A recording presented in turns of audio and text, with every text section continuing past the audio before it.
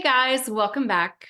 I am coming to you tonight in my bathrobe with no makeup, so I apologize for not looking like I typically look. I was actually going to make this video tomorrow when I was fresh and made up and all that good stuff, but I was lying in bed thinking, I don't want to wait to make this video because I've been talking to a lot of fellow moms this week. I have a lot of clients who are moms with kids. And I'm always amazed how my fellow moms, and I'm sure dads as well, but the moms I talk to, they struggle when their kids struggle. And they are so devastated when their kids are devastated. And tonight, when I was lying in bed and I was thinking about my clients this past week, these moms who are suffering because their kiddos are suffering, I thought of a letter that I wrote over 4 years ago now. It was a letter to my middle daughter, Taylor's high school varsity soccer coach. And so it was not Mother's Day. It was Valentine's Day, February 14th of 2020. So just before the pandemic.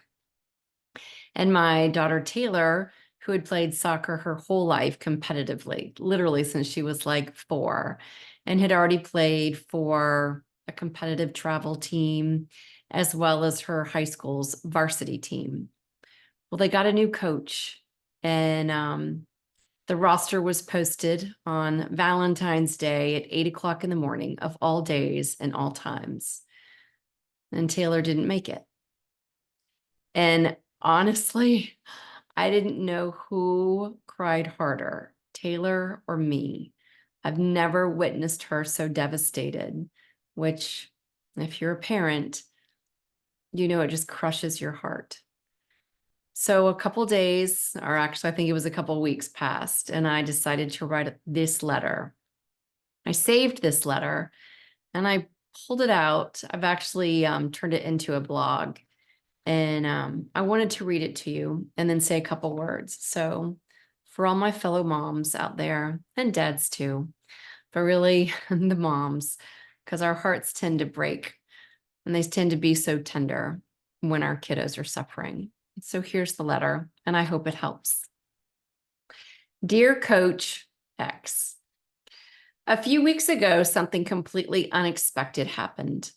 After living our lives in the soccer fields for the past decade and a half, spending more resources and time and money and emotions than we care to count, hosting team dinners and announcing varsity games on the loudspeaker, hosting travel players from other states, traveling to tournaments when the rest of our family traveled to weddings and baby showers.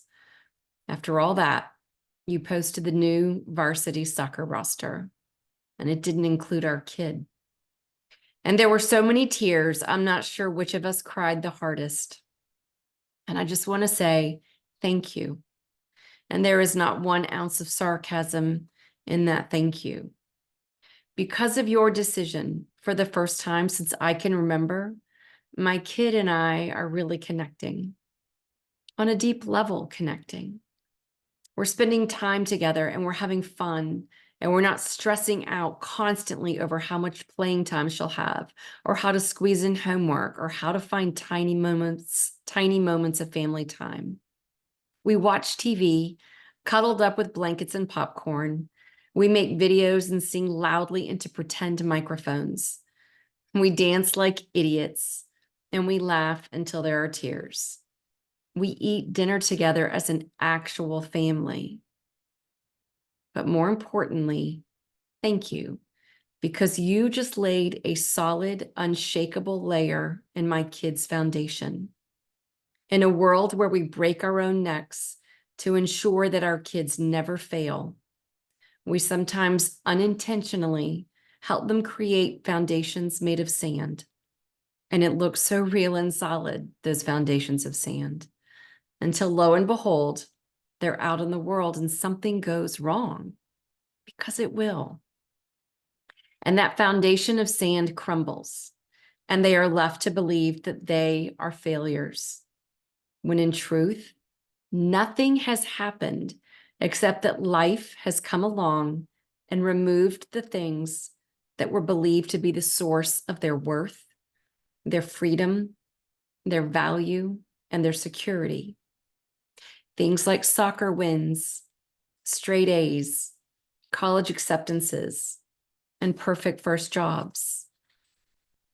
When we don't let our kids lose, fail, fall down, and even cry to the point of exhaustion, we rob them of the opportunity to see where all that good stuff does come from. We keep them from seeing that nothing they do and nothing that happens to them can increase or decrease their worth, their value, their ability to be loved. Our kids were born complete. They are complete by design. This is a lesson worth learning, even if it means missing a senior year on the varsity team with all her lifelong friends. It's worth it.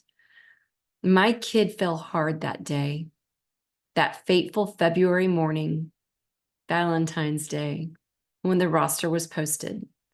And she saw that when she was ready to pick herself back up, she was strong, resilient, capable, worthy, loved, and as freaking amazing as the day she was born. Not one part of her was actually broken or lost. So thank you. It was hard, but my kid was designed to do hard things. We all are.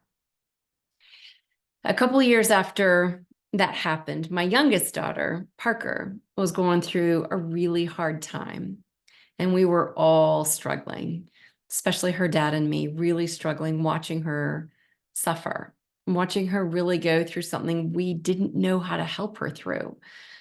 And one day, this brilliant kid of mine, this amazing, insightful Parker, pulled me aside because she had seen me suffering because I couldn't stand to see her struggle.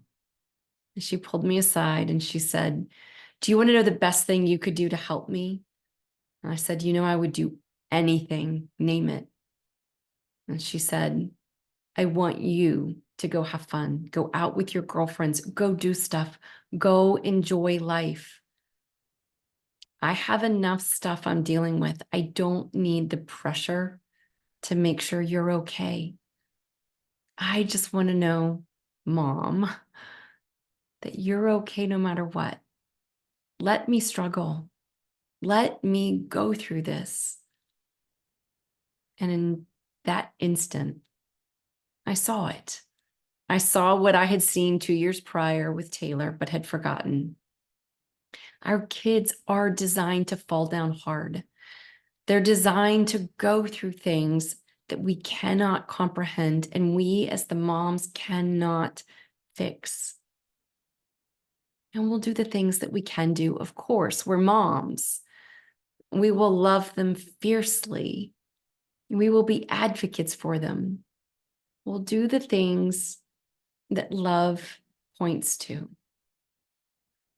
But when we can really see the truth, the reality, that our kids' well-being has nothing to do with anything transient, grades, friends, soccer teams, college acceptances, jobs, nothing that they do can diminish their value, their worth, or their ability to be loved. When we see that, and we see it for ourselves too, then our kids can thrive. And we can thrive knowing that thriving by design can include some falling down times, some suffering times, some struggling times. It's all okay. And we just show up as love. And we show up as what we are, this amazing, perfect, stable presence, this ability to hold transient, fleeting experience, including the transient, fleeting experience of our children. I hope this helps. I really hope it helps, because I hope it was worth me getting on here in a bathrobe with no makeup. I love you guys so much, and I'm eager to hear what you hear in this. And I will see you soon. Thanks, guys. Bye.